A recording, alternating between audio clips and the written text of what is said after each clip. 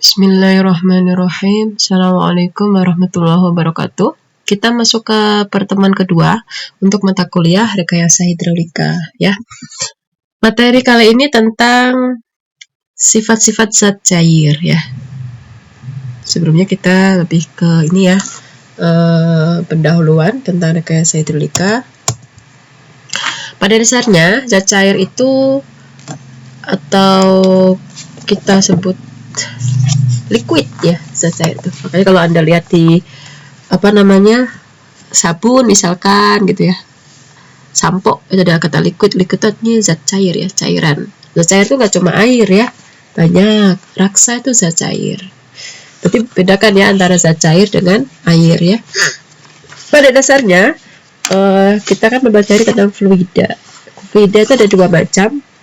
Yang pertama adalah zat cair itu sendiri yang akan kita bahas, kemudian gas gitu ya.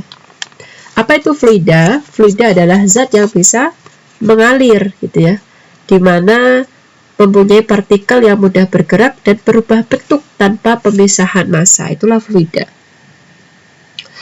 Di sini tahanan fluida itu terhadap perubahan bentuk sangat kecil banget gitu ya, sehingga fluida itu dapat dengan mudah mengikuti bentuk ruangan atau tempat yang membatasinya. Disitulah makanya fluida dibagi jadi dua macam, zat cair dan zat gas. Pada dasarnya zat cair dan zat gas ini punya sifat-sifat yang hampir sama lah ya, hampir serupa gitu ya. Dimana kesamaannya adalah yang pertama, kedua zat ini tidak melawan terhadap perubahan bentuk. Maksudnya gini, kalau kita lihat zat cair ya, misalkan air atau minyak tanah, itu kan kalau misalkan kita taruh di gelas ya udah ngikutin bentuk gelas ya kan, taruh di botol ngikutin bentuk botol. Gas pun sama kan, tidak ada penolakan. Beda dengan benda padat. Kalau benda padat kan misalkan kita masukkan meja ke dalam HP, masukkan ke gelas. Kalau misalkan gelasnya lebih kecil dari HP ya nggak akan bisa masuk, artinya ada perlawanan ya bentuk. Nah, tapi kalau zat cair sama gas tidak ada. Yang kedua, zat ini tidak mengadakan reaksi terhadap gaya geser. Maksudnya apa? Gaya yang bekerja itu sejajar dengan permukaan lapisan-lapisan zat cair atau gas yang mencoba untuk menggeser lapisan-lapisan tersebut antara satu terhadap yang lain. Makanya kalau kita lihat gitu ya, apabila ada sentuhan sedikit aja gitu ya, dua lapisan yang saling berdampingan ini akan bergerak antara satu terhadap lainnya. Berarti kalau kita pegang gitu kan ada pergerakan gitu ya, artinya tidak ada reaksi gitu ya terhadap gaya geser gitu ya. Ya udah ikut geser gitu, tidak yang susah seperti itu. Itu persamaannya ya. Kemudian perbedaannya apa? Yang pertama, zat cair punya permukaan yang bebas dan massa zat cair itu hanya akan mengisi volume yang diperlukan dalam suatu ruangan. Ya kan? Tapi kalau gas tidak, dia permukaannya bebas dan dia akan mengisi seluruh ruangan. Ya, kalau misalkan kita isi gelas, misalkan gelas ukuran 500 ml, gede banget ya. 300 saja lah ya, 300 ml. Kemudian kita masukkan air, volumenya 100 ml, ya udah, yang akan terisi cukup 100 ml. Artinya kan tidak semuanya jadi penuh gelasnya, ya kan? Berbeda dengan gas. Kalau gas, misalkan kita isi balon, ya gasnya akan memenuhi seluruh isi balon tadi, bukan yang setengahnya ya kan, atau bukan sebagian saja, tapi semua diisi. Itulah bedanya yang pertama gitu ya, tentang permukaannya. Kalau zat cair itu bebas, kemudian kalau gas tidak punya permukaannya bebas. Kemudian yang kedua, zat cair ini merupakan zat yang praktis, tidak termampatkan, sedangkan kalau gas bisa dimampatkan, iya kan? Kalau gas kan bisa kita tekan, kita pampatkan, tapi kalau zat cair tidak. Nah, perilaku zat cair ini banyak kita pelajari di bidang teknik sipil ya, sedangkan kalau gas itu lebih banyak di teknik mesin, teknik kimia, aeronautika. Makanya kenapa kalau Anda coba tanyalah ke teknik mesin, mereka juga ada namanya mekanika fluida gitu ya. Kita sebenarnya juga namanya mekanika fluida ya, coba bisa juga sebagai rekayasa hidrolika satu, seperti itu. Mereka ada, cuma kalau mereka lebih banyak membahas tentang gasnya. Kalau kita sipil lebih banyak membahas tentang airnya, seperti itu. Nah, dalam materi ini kita akan membahas tentang zat cair sendiri, ya.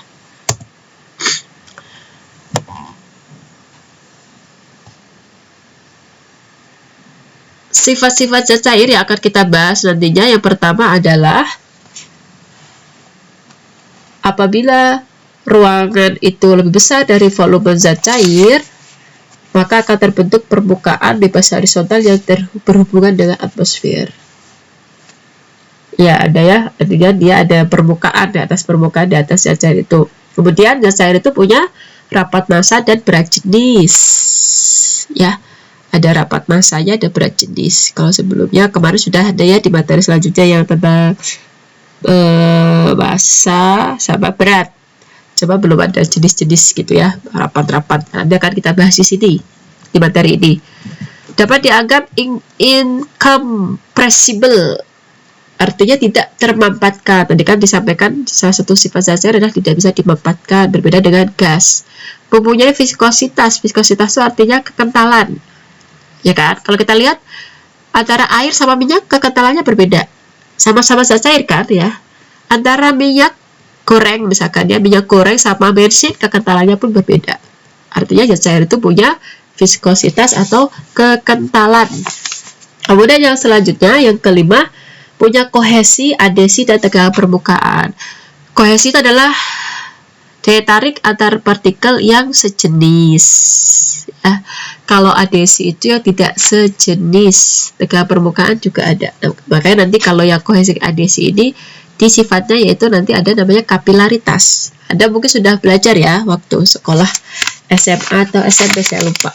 Kapilaritas pernah dengar kan? Nanti kalau belum paham silahkan buka di YouTube. Banyak sekali percobaan tentang kapilaritas. Oke, yang selanjutnya adalah kita akan membahas tentang rapat massa, berat jenis, dan rapat relatif. Rapat massa itu nama lainnya bisa juga dikatakan massa jenis ya. Seperti itu, massa jenis atau rapat massa. Pengertiannya adalah massa zat cair di setiap satuan volume pada temperatur dan tekanan tertentu. Rapat massa ini dilambangkan dengan rho, ini namanya rho ya. Ini namanya rho, sama dengan M, ini M-nya harusnya kecil ya. M itu adalah massanya. Massa satuannya adalah kilogram, atau tergantung soal ya, bisa kilogram, ini satuan massa lah. Kilogram, hektogram, miligram, dan sebagainya per satuan volume.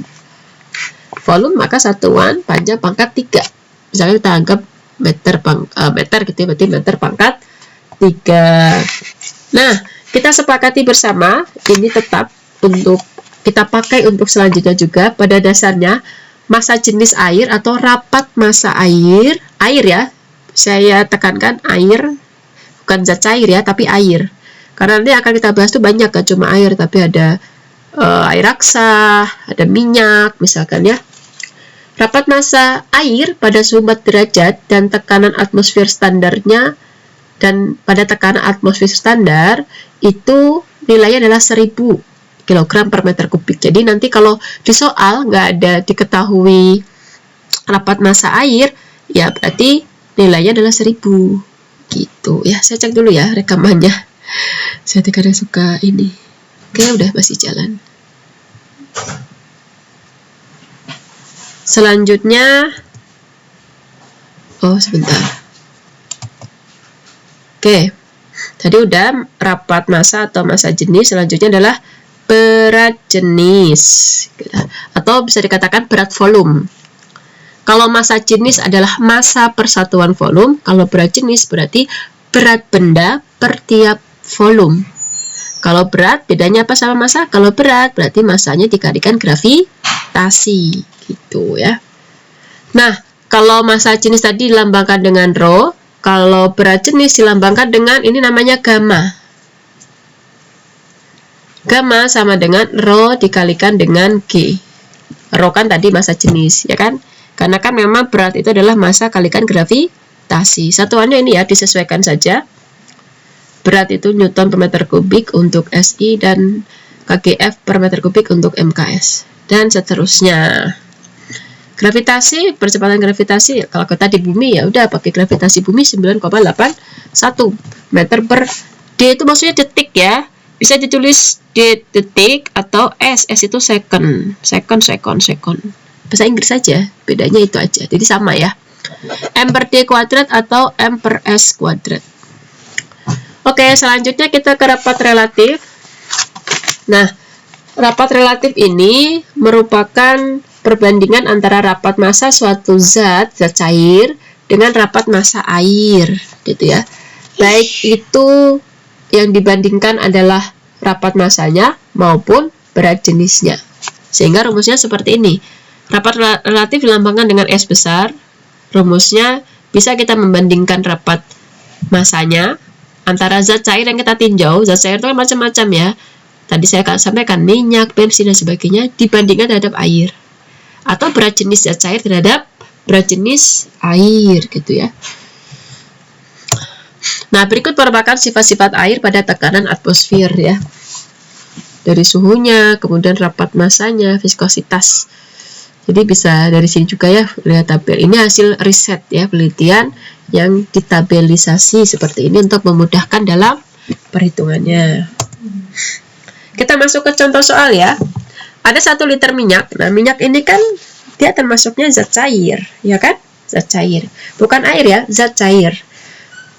Punya beratnya 0,7 kgf. Berarti kita pakai satuan MKS.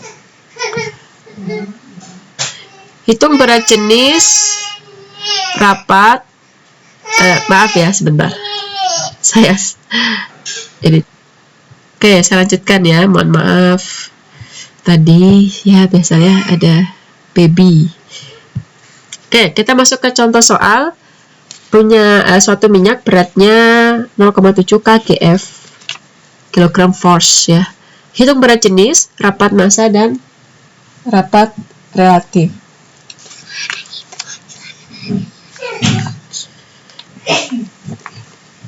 Nah, soal ini kita gunakan sistem satuan MKS. Volume minyaknya 1 liter. Kita ubah ya, 1 liter itu berarti 1 liter itu sama juga seperti 1 desimeter kubik. Oke, liter itu sama juga desimeter kubik. Kita jadikan meter kubik. Berarti kan naik ke atas. Dibagi 1000 ya, berarti 0,001. Berat minyak W 0,7 kgf, maka tadi di rumus sebelumnya bahwasannya berat itu berat jenis sama dengan rho kali G.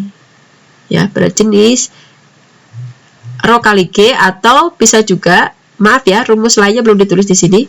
Bisa juga berat jenis itu, saya tulis dulu ya di sini.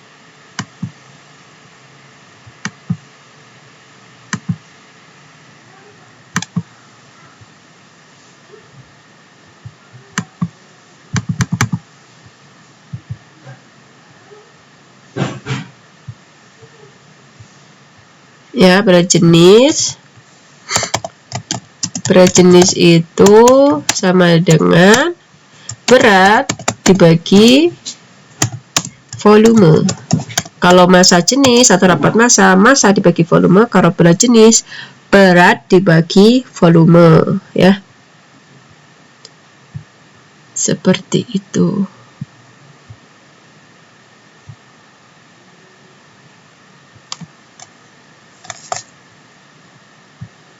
Oke. Jadi dari situ ya rumusnya ya. Oke. Kemudian, nah, berarti kalau dilambangkan seperti ini, W dibagi volume. Atau kalau mau dikaitkan dengan massa jenis, tadi rumusnya rho kali G.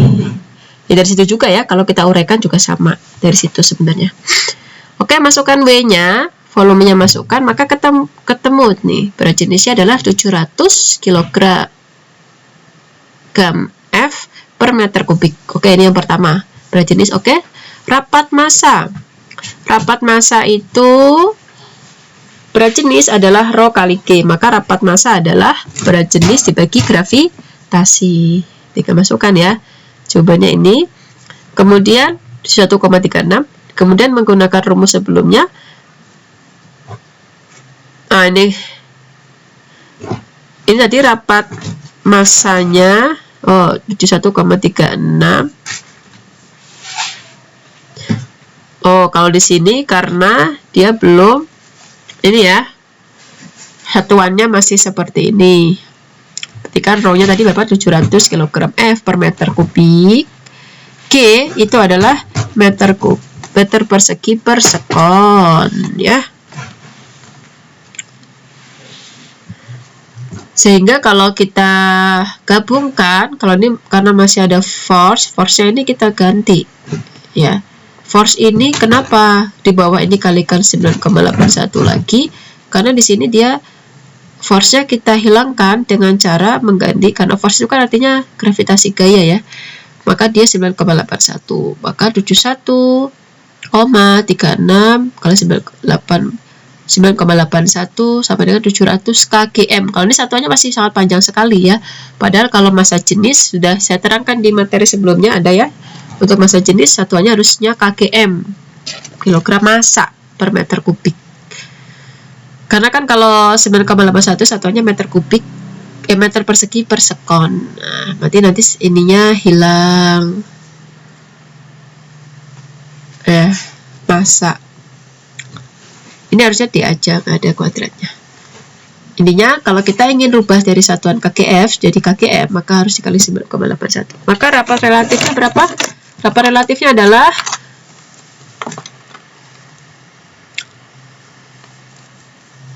rapat massanya minyak dibagi rapat massanya air ya. Tadi saya sampaikan rapat massa air itu adalah 1000. Jadi kalau soal nggak diketahui tetap aja Anda nggak usah cari-cari ya, tapi harus diingat-ingat ya, nilainya 1000. Minyaknya tadi berapa? 700 dari mana? Nah, ini. Intinya gini, kalau antara minyak, air, raksa itu ya agak jauh-jauh beda lah ya, 1000, ada 900, 800 kayak gitu. Gak ada satuan ya rapat relatif karena namanya juga koefisien. Oke, contoh soal 1. Contoh soal kedua hampir sama juga. Kalau sekarang satuannya SI. Oke. Minyak beratnya 7,02 Newton. Itu berat jenis, rapat massa, dan rapat relatif. Pakai satuan SI, maka volume minyak kan dulu ke meter kubik. Kemudian berat minyaknya ini 7020 Newton per meter kubik, ketemu ya. W nya kan 7,02 Newton. Pakai satuan ini dulu. Berat volume itu sama dengan W per V. Oke, maka berat volumenya 7,02 Newton per meter kubik. Jadi kalau Anda satuan itu tidak harus dihafalkan ya. Kalau satuan untuk besaran yang turunan ya, kecuali kalau besaran tunggal ya, misalkan massa panjang itu harus hafal berat gaya. Tapi kalau kayak gini ya udah cukup dari rumus W itu Newton, volume itu meter kubik misalkan, maka satuannya Newton per meter kubik. Massa jenis sama dengan berat jenis itu sama dengan rho kali G, sehingga rho sama dengan rho itu massa jenis, berat volume dibagi G, hasilnya 715,6 kg per meter kubik ya. Rapat relatifnya bandingkan ya antara minyak, massa jenis minyak dan massa jenis air. Boleh juga berat jenis minyak dan berat jenis air. Bedanya kalau berat jenis massa jenis air itu 1000, kalau berat jenis air itu berarti 1000 dikalikan gravitasi ya. Karena kan intinya apa yang membedakan massa sama berat? Kalau berat itu ada gravitasinya, sehingga massanya dikalikan gravitasi. Selanjutnya kita masuk ke kekentalan zat cair, viskositas. Apa itu kekentalan? Yaitu suatu sifat dari zat cair untuk melawan tegangan geser pada waktu bergerak atau mengalir. Tentu kan, kalau kita lihat kan kecepatan mengalirnya air putih biasa ya, dengan minyak pasti akan berbeda. Kenapa? Karena kekentalannya berbeda. Ya seperti halnya manusia. Kalau yang satu dia itu langsing badannya, satu lagi gendut misalkan ya. Kalau mau lari lebih cepatan siapa? Lebih cepat yang langsing mungkin ya. Ya secara teori seperti itu. Seperti halnya juga apa Apa yang menyebabkan dia lebih cepat? Ya karena tubuhnya lebih kecil ya. Artinya yang menahan dia juga lebih enteng buat lari dibandingkan yang tadi lebih gendut gitu ya, atau lebih besar. Begitu juga dengan kekentalan ini akan mempengaruhi kecepatan gitu ya, dan kemampuan untuk melawan tegangan geser saat dia bergerak atau mengalir. Pada dasarnya zat cair yang ideal itu dianggap tidak memiliki viskositas gitu ya. Cuma sayangnya kan zat cair ideal itu jarang kita temui di kondisi real ya.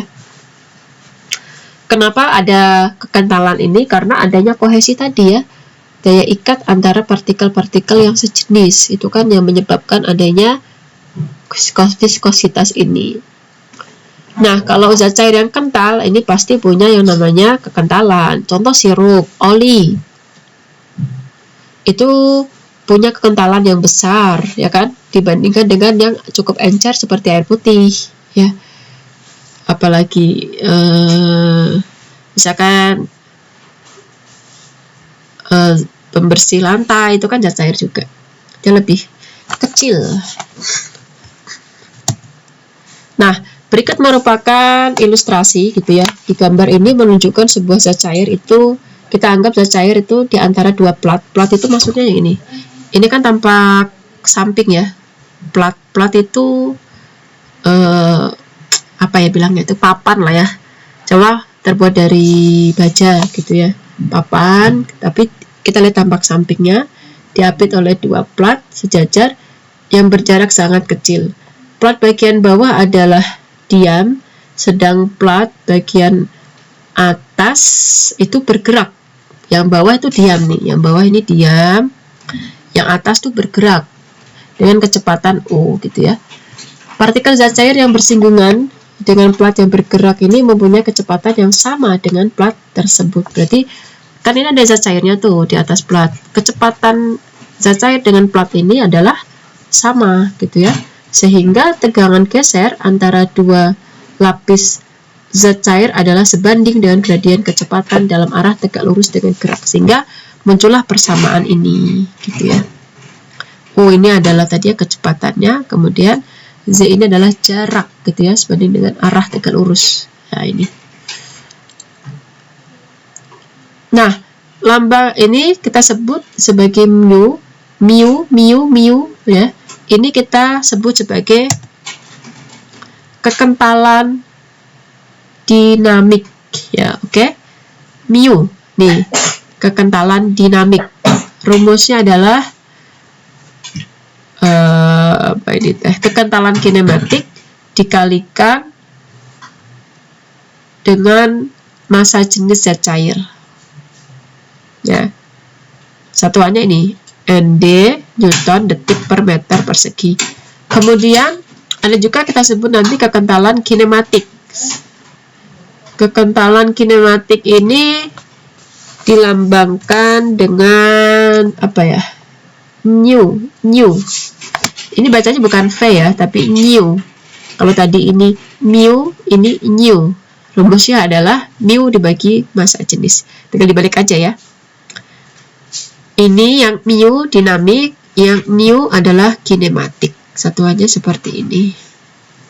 Kemudian ada tau, ini lambangnya dibaca tau, ini adalah tegangan geser. Mungkin Anda dapat juga di mata kuliah, nanti ya di mekanika bahan sama saya. Ada kaitannya dengan kalau Anda sudah belajar gaya reaksi, ada gaya dalam namanya gaya lintang. Lintang itu namanya geser. Kita masuk ke contoh soal supaya tahu ya pengaplikasiannya seperti apa. Itu viskositas kinematik zat cair yang mempunyai rapat relatif 0,95 dan viskositas dinamiknya sekian 0,0011 N Newton detik per meter persegi. Maka S-nya kita hitung dulu 0,95 dibagi air.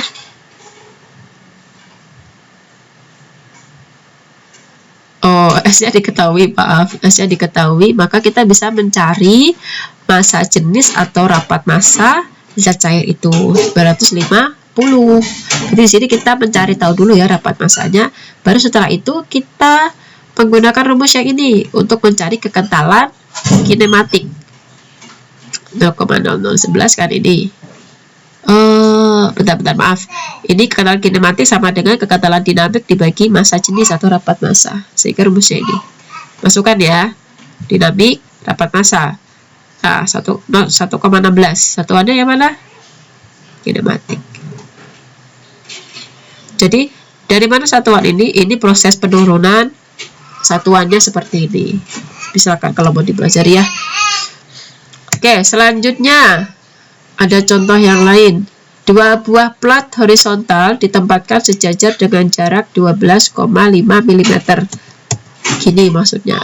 Iya, dua plat diletakkan dengan jarak tadi 12,5 mm. Ruang di antaranya diisi dengan oli, di mana viskositas oli adalah 14 poise. Hitung tegangan geser pada oli apabila plat atas bergerak dengan kecepatan 2,5 meter per detik atau sekon ya. 1 poise itu adalah 0,1. Nah, ini coba diingat-ingat ya, nanti ada saya kasih ya macam-macam penyetaraan satuan ya. Kemudian kekentalan viskositas ya, maaf. Viskositasnya itu adalah 14 P. Berarti kalau di sini kita anggap viskositas di sini yang diketahui adalah viskositas dinamik ya. 14 poise berarti dikalikan 0,1 biar satuannya sama. Ya, ini poise itu biasanya untuk negara-negara tertentu ya, atau untuk satuan ilmuwan gitu sih, kayak inci gitu ya. Meski di kita memang masih jarang ya. Nah, untuk tegangan geser rumusnya yang mana? Tegangan geser rumusnya ini. Nah, ini namanya tegangan geser.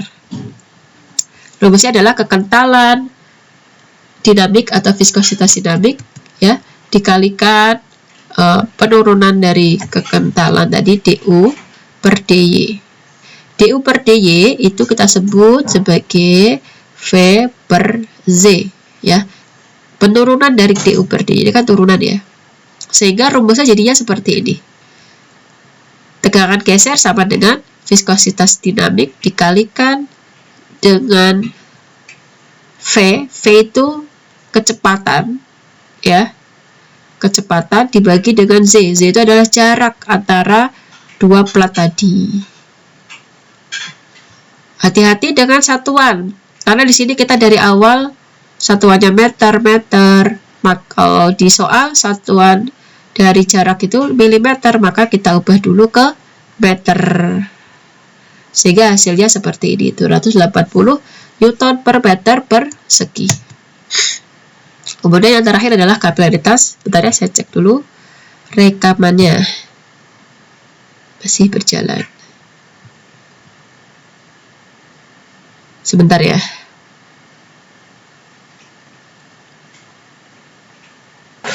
Oke, kita lanjutkan. Oke. Kita masuk ke kapilaritas ya. Yang terakhir ya, kapilaritas adalah suatu peristiwa naiknya zat cair pada pembuluh atau celah yang kecil. Mungkin kalau waktu sekolah udah ada ya, yang pakai tisu gitu, airnya bisa ke atas. Kalau mau lebih jelas, misalnya kalau warnanya ini ya, warnanya berwarna, maksudnya nanti kelihatan tuh ada perpindahan air gitu ya. Nah, kenapa ada kapilaritas ini? Kapilaritas itu terjadi karena adanya gaya kohesi dan adhesi gitu ya. Dimana kohesi itu adalah, tadi saya sampaikan, daya tarik menarik antara suatu partikel yang sejenis. Sejenis tuh ya di dalam air ya, itu aja gitu ya, tidak ada jenis zat lainnya. Kalau adhesi itu gaya ikat ya antar partikel yang tidak sejenis, misalkan air ketemu kaca, itu berarti terjadi namanya adhesi di situ. Contohnya ini di bawah ini ada di dalam suatu tabung ya, tabung itu ya ini nih, tabung, kita tampak samping ya, ini tabung dimasukkan ke dalam zat cair, ini zat cairnya nih, gelasnya. Yang satu isinya adalah air, yang satu lagi isinya adalah air raksa, ya kan? Nah, di yang pertama ini, jika kohesi lebih kecil dari adesi, maka zat cair akan naik. Di sini berarti apa? Kohesinya lebih kecil ya dibandingkan dengan adesinya. Berarti daya ikat antara yang sejenis itu lebih kecil air ini dibandingkan dengan kohesi, sehingga menyebabkan air naik. Air naik tuh kayak gini tuh. Tabungnya airnya segini, naik. Nah, kalau yang air raksa ini, nilai kohesinya dia lebih besar dibandingkan dengan adesi. Nah, untuk kondisi ini maka zat cairnya turun, tuh turun ke bawah. Ya. Jadi kalau dimasukkan air tabung yang dimasukkan dalam air, airnya akan naik, ke air raksa airnya akan turun gitu ya. Contoh dari gambar ini adalah kapilaritas ini ternyata membuat air naik pada tabung gelas di air, kemudian pada air raksa akan turun. Seperti itu. Anda bisa lihat ya di percobaannya banyak, nanti di YouTube juga ada. Nah, secara detail kenaikan kapiler atau penurunan ini dapat dihitung dengan menyamakan gaya angkat yang dibentuk oleh tegangan permukaan dengan gaya berat. Nah, berarti gimana cara kita memperhitungkan nilai kapilaritas? Maka kita bisa melihat pada gambar berikut ini.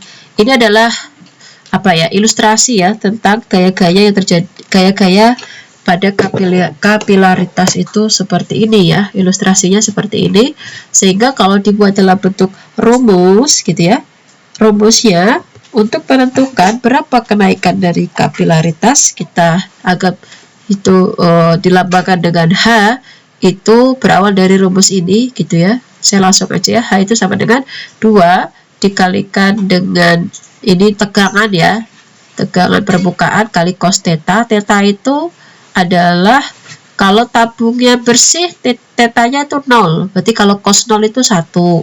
Kalau untuk air raksa, maka nilai tetanya adalah 140 derajat. Jadi bisa pakai kalkulator ya, kalau yang belum mau untuk memudahkan.